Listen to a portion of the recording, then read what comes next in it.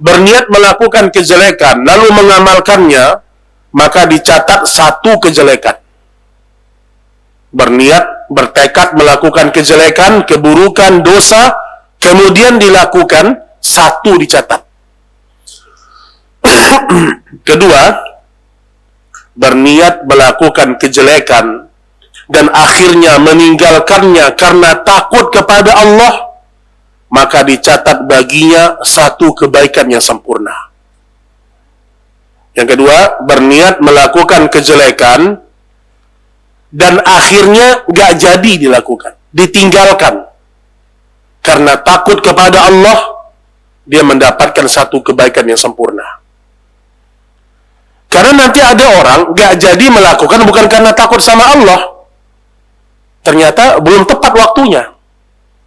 Berniat mau curi speaker masjid misalnya ya, udah berniat nih, saya mau curi speaker masjid nih, ini speakernya mahal nih, ternyata nggak jadi dia melakukan. Nggak jadi kenapa? Bukan karena takut sama Allah, karena CCTV-nya kegedean nih, kelihatan nih. Dalam kondisi seperti itu tetap dapat dosa dia. Nggak jadinya karena sesuatu itu, bukan karena Allah. Tapi kalau yang karena Allah, dia dapat pahala sempurna. Tingkatan yang ketiga, kejelekan, berniat melakukan kejelekan dan meninggalkannya karena tidak mampu, maka dicatat baginya satu kejelekan. Artinya, dia tetap melakukan, artinya berniat melakukan kejelekan dan meninggalkannya karena tidak mampu. Yang tadi saya contohkan. Berniat mencuri, akhirnya nggak jadi karena banyak orang melihat, tetap dia dapat dosa. Satu kejelekan dosanya. Ya, tidak syar'i, bukan karena Allah, tapi karena dunia, karena rasa takut ketahuan dan seterusnya.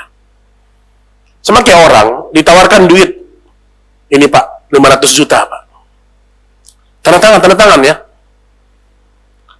Kalau dia dalam hati dia deg-degan nih kan, terima nggak? Kalau dia tinggalkan, ya Allah, ini uang haram, dapat dia pahala tuh Pak. Tapi kalau dia mengatakan, ya Allah, ini duit banyak nih, tapi entar kalau ketahuan gimana ya? Atau entar kalau misalnya dia bukan karena Allah, atau karena takut misalnya ada orang melihat, dia nggak jadi tanda tangan, atau ancaman-ancaman yang lainnya, nggak jadi dia mengambil, itu dia bisa kena niat keburukan. Dapat dia satu keburukan dalam niat. Walaupun nggak jadi baik. Yang keempat, berniat melakukan kejelekan dan meninggalkannya karena tidak mampu. Berniat melakukan kejelekan dan meninggalkannya bukan karena takut kepada Allah, bukan karena tidak mampu, maka tidak dicatat baginya apapun. Nah ini ada orang mungkin nggak jadi melakukan sesuatu, bukan juga karena Allah, tapi bukan juga karena ancaman-ancaman, dia nggak jadi aja. Nah, ini kata para ulama, sebagian mengatakan dia nggak ditulis sebagai dosa. Tapi sebenarnya poin keempat ini hampir mirip dengan poin sebelumnya. Karena biasa orang nggak jadi melakukan sesuatu karena takut sama Allah kan, nggak jadi dia melakukan sesuatu. Jadi kurang lebih mirip sebenarnya. Cuman ada sebagian orang meninggalkan keburukan, ya bukan karena takut sama agama.